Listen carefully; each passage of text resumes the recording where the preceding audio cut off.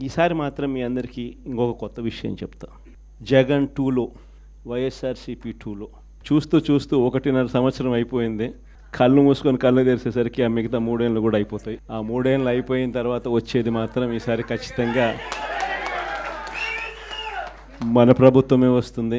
ఎందుకనంటే ఇంతగా మోసాలు చేసిన పరిస్థితి, ఇంతగా అబద్ధాలు చెప్పిన పరిస్థితి బహుశా ఈ రాష్ట్ర చరిత్రలో ఎప్పుడు కూడా మనం చూసింటాం. చివరికి లాయర్లకు కూడా మోసం చేసిన పరిస్థితులు కూడా మనం చూస్తూనే ఉన్నాం. ఒకవైపున అన్ని అబద్ధాలు మోసాలుగా కనిపిస్తూ ఉన్న పరిస్థితులు ఒకవైపున ఉంటే, మరోవైపున వ్యవస్థలన్నీ కూడా పూర్తిగా దిగజారిపోయిన పరిస్థితులే కనిపిస్తూ ఉన్నాయి.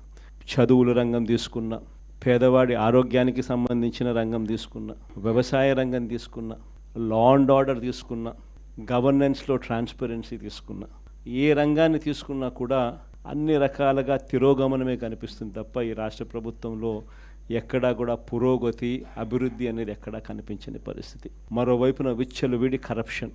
ఏ గ్రామానికి వెళ్ళినా కూడా గ్రామంలో పక్కనే బెల్ట్ షాప్ కనిపిస్తుంది. విచ్చలవిడిగా బెల్ట్ షాపులు మన కళ్ళ ముందనే ఎంఆర్పి రేట్ కన్నా ఎక్కువ రేటుకి అమ్ముతూ ఉన్నారు.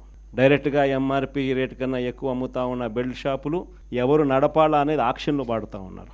అలా అమ్మిచ్చేది ఎవడు అని అంటే పోలీసులు దగ్గరుండి అమ్మిస్తూ ఉన్నారు. ఇది కరప్షన్ అన్నది కళ్ళ ముందనే కనిపిస్తూ ఉన్న కరప్షన్. ఎక్కడ చూసినా పర్మిట్ రూములు, ఇల్లీగల్ పర్మిట్ రూములు కనిపిస్తూ ఉన్నాయి.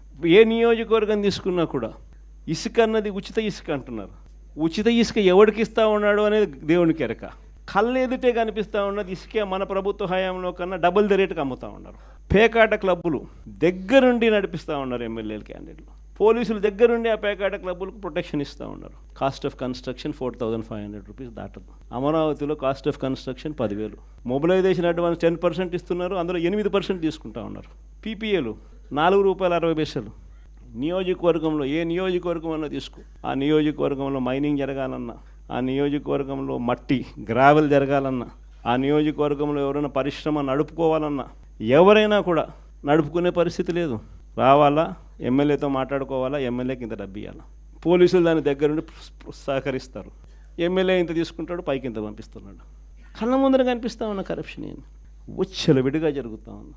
ఇలాంటి నేపథ్యంలో ఇంత మంచి చేసిన మనకే ఈ పరిస్థితి ఉన్నప్పుడు మరి ఇన్ని అబద్ధాలాడి, ఇన్ని మోసాలు చేసి, ఇంత దారుణమైన పరిపాలన చేస్తూ ఉన్న వీళ్లకు పరిస్థితి రేపొద్దున దేవుడు, ప్రజలు కంతే ఎక్కడ పడతారో నేను వేరే చెప్పాల్సిన పని.